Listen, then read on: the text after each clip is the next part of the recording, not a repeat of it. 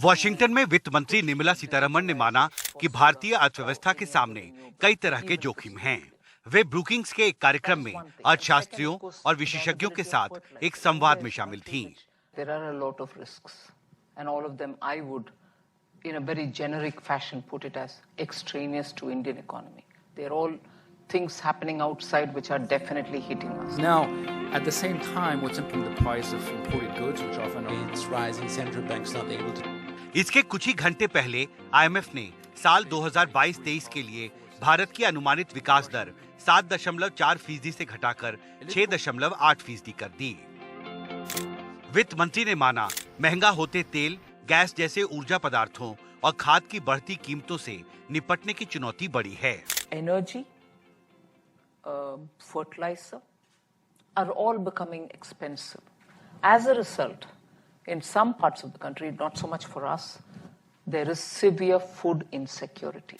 Budget 2023 में सरकार की प्राथमिकताओं का जिक्र करते हुए वित्त मंत्री ने कहा, भारत सरकार की प्राथमिकता महंगाई की चिंताओं को दूर करने के साथ-साथ आर्थिक विकास दर को आगे बढ़ाने की होगी।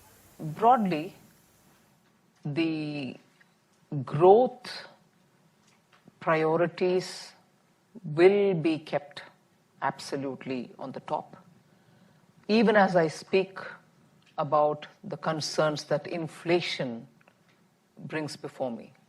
So inflation concerns will have to be addressed, but then how would you manage growth would be the natural question. But that's the point of, being sure how you're going to be able to balance the two and be sure that the momentum that Indian economy has got coming out of the pandemic and the momentum with which it will grow even the next year, even as per the very many multilateral institutions which are observing India, cannot be weakened. So it will have to again be a very carefully structured budget in which the growth momentum will have to be sustained. साथ ही वित्त मंत्री ने खुलासा किया कि Singapore और UAE RuPay payment system को अपने अपने देशों में स्वीकार करने के लिए जरूरी पहल कर रहे हैं। रूस यूक्रेन युद्ध, बढ़ती महंगाई और चीनी अर्थव्यवस्था के धीमा पड़ने की वजह से अंतर्राष्ट्रीय अर्थव्यवस्था में संकट का दायरा बढ़ता जा रहा है। पिछले एक हफ्ते में वर्ल्ड बैंक और आईएमएफ ने मौजूदा साल के लिए भारत की अनुमानित आर्थिक विकास दर को घटा दिया है। जाहिर है इस आर्थिक संकट का असर भारतीय अर्थव्यवस्था पर पड़ना तय है और अब देखना महत्वपूर्ण होगा कि वित्त मंत्री इस चुनौती से कैसे निपटती हैं।